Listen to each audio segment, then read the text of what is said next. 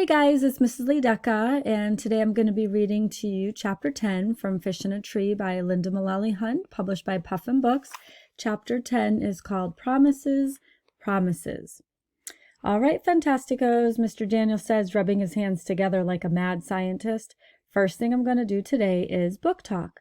I will do that a lot this year, tell you all about some of my favorite stories.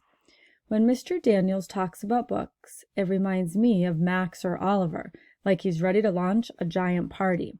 I like hearing about the story, but asking me to read them would be like asking a lobster to play tennis. And then it gets worse. He holds up a pile of notebooks. I have a surprise. I have a brand new writing journal for each of you, which you will write in every day. Oh no, I'd rather eat grass. But here's the thing. I will sometimes give you a topic, but not very often, and I will never ever, even if an evil sorcerer threatens to turn all my correcting pens to clear ink, correct your work. Huh? They will never be graded, they will never be corrected, and most days I won't tell you what to write about. You may write about your life, sports, the country of Bulgaria, your favorite kind of soap, books you like, books you don't like. Anything. Wow. I wonder if he's delirious. No correcting? Anything we want? This is too good to be true. I know something is coming. There are only a couple of rules. Ah, there they are, the rules. You must put pencil to paper and do something, and I will often answer with a sentence or two.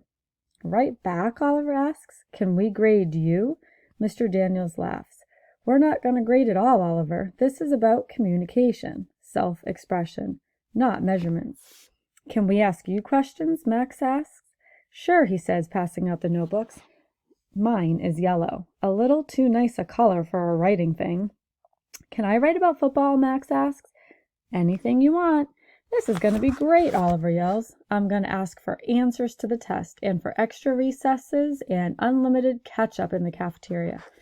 Well, Mr. Daniels begins, as I said, you can ask whatever you want. He smiles at Oliver. So open up those notebooks now and add your first entry. And make it you. This journal is yours, so an introduction to you may be a good thing, no matter how you choose to express that. Keisha begins writing while Albert stares at the blank page. The room is filled with the sounds of pencil scratching. Suki is rubbing one of her blocks with her thumb. I wonder if she's thinking about her grandfather. I see a mind movie of me walking through a forest of alphabet blocks stacked up on top of each other. They sway like trees in the wind, and I worry that they will come crashing down on me. I think about drawing that, but decide to color a big three-dimensional cube with dark black sides. He said we could do anything. I want to see if he means it. The next day, Mr. Daniels holds my journal open to the page where I drew the black cube. I figured he wouldn't let that go. He holds his palm facing me, and says, I know. I said I'd never